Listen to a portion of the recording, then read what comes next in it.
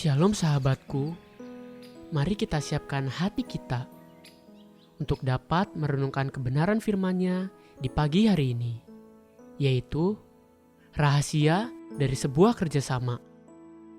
Mari kita buka Alkitab di dalam kitab Hakim-Hakim 1 ayat 1-4. Sesudah Yosua mati, orang Israel bertanya kepada Tuhan, "Siapakah daripada kami yang harus lebih dahulu maju menghadapi orang Kanaan untuk berperang melawan mereka?" Firman Tuhan, "Suku Yehudalah yang harus maju. Sesungguhnya telah kuserahkan negeri itu ke dalam tangannya." Lalu berkatalah Yehuda kepada Simeon, saudaranya itu, "Majulah bersama-sama dengan aku ke bagian yang telah diundikan kepadaku, dan baiklah kita berperang melawan orang Kanaan, maka aku pun akan maju bersama-sama dengan engkau ke bagian yang telah diundikan kepadamu." Lalu Simeon maju bersama-sama dengan dia.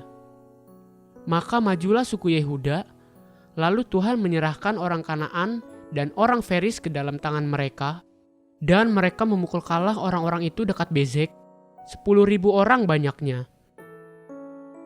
Setelah Yosua mati, ternyata masih ada tugas-tugas yang belum selesai dan harus dikerjakan oleh bangsa Israel di tanah perjanjian. Atas kehendak Tuhan, ditentukanlah tugas bagi masing-masing suku untuk menyelesaikan tugas mengusir dan menduduki seluruh wilayah tanah perjanjian.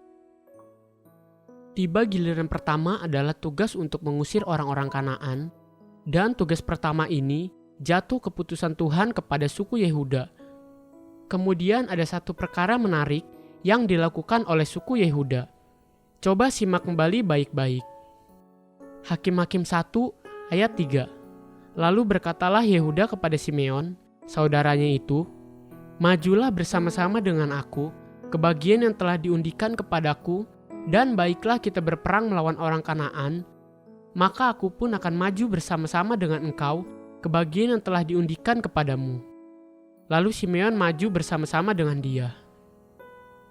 Yehuda tidak sekedar maju berperang sendirian, namun membawa serta suku Simeon bersamanya dan berjanji, satu kali nanti, ketika tugas suku Simeon untuk berperang yang menjadi tugas dan bagiannya, maka suku Yehuda juga akan berperang bersama-sama dengan suku Simeon. Akibat dari strategi sederhana itu, 10.000 orang dekat Bezek dikalahkan dan ditumpas habis oleh suku Yehuda dan Simeon bersama-sama. Kita mengerti arti sebuah kerjasama atau gotong royong. Kita belajar dan diajarkan di rumah dan di sekolah-sekolah. Kita bahkan hafal peribahasa yang berkata, "Ringan sama dijinjing, berat sama dipikul." Itulah rahasia kekuatan kita secara bersama-sama. Bukankah firman Tuhan sendiri yang berkata di Ulangan 32 ayat 30, demikian, "Bagaimana mungkin satu orang dapat mengejar 1.000 orang, dan 2 orang dapat membuat lari 10.000 orang, kalau tidak gunung batu mereka telah menjual mereka, dan Tuhan telah menyerahkan mereka." Coba renungkan dan buat sebuah perhitungan sederhana. Jika satu orang dapat mengejar 1.000, seharusnya 2 orang akan dapat membuat lari 2.000. Namun tidak demikian yang firman Tuhan di Ulangan 32 ayat 30 tadi katakan. Firman Tuhan justru mengatakan, satu orang dapat mengejar 1.000 orang, dan 2 orang dapat membuat lari 10.000 orang. Bagaimana hal itu mungkin terjadi? Inilah rahasia dari sebuah kesepakatan yang melahirkan kerjasama. Di dalam kesepakatan yang terjadi, lalu melangkah dengan kerjasama yang benar, akan melahirkan sebuah kekuatan yang jauh lebih besar daripada bekerja sendiri-sendiri. Bukan hanya segala sesuatu akan terasa lebih ringan, namun juga meniadakan ego atau membanggakan diri sendiri. Di dalam sebuah kerjasama, maka seluruh bagian akan terlibat dan menjadi bagian penting, sehingga tidak seorang pun dapat berkata, "Itu karena saya," sebab semua orang terlibat di dalamnya.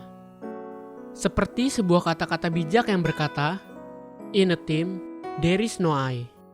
Dalam sebuah kata tim, tidak ada kata saya atau I. Haleluya! Sahabatku, mari kita sama-sama berdoa. Bapa Surgawi, terima kasih untuk pengertian pentingnya hidup dalam unity dan bekerja sama. Aku mau merendahkan diri untuk bisa terus bekerja sama. Amin. Jesus loves you, and so do I.